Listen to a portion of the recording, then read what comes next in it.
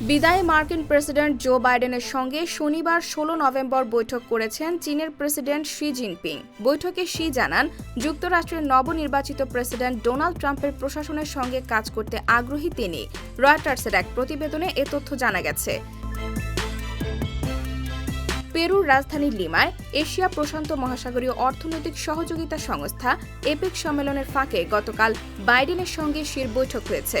দুই নেতার মধ্যে সাইবার অপরাধ থেকে বাণিজ্য, তাইওয়ান ও রাশিয়ার মতো বিরোধপূর্ণ বিষয়গুলো নিয়ে আলোচনা হয়েছে বলে জানিয়েছে রয়টার্স।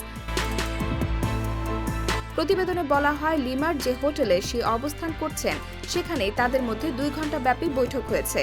সেখানে শি বাইডেনকে বলেছেন, মার্কিন প্রেসিডেন্ট নির্বাচনের পরেও চীন যুক্তরাষ্ট্রের মধ্যে একটি স্থিতিশীল, স্বাস্থ্যকর ও টেকসই সম্পর্ক রাখার বিষয়ে চীনের লক্ষ্য অপরিবর্তিত রয়েছে। তবে দুই দেশের সম্পর্কের মধ্যে উত্থান পতন থাকার কথা স্বীকার করেছেন শি।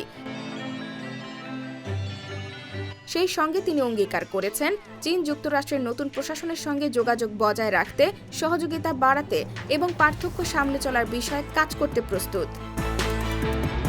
অন্যদিকে বৈঠকে বাইডেন বলেছেন, দুই নেতা সবসময় একমত না হলেও নিজেদের মধ্যে অকপট ও খোলাখুলি আলোচনা হয়েছে।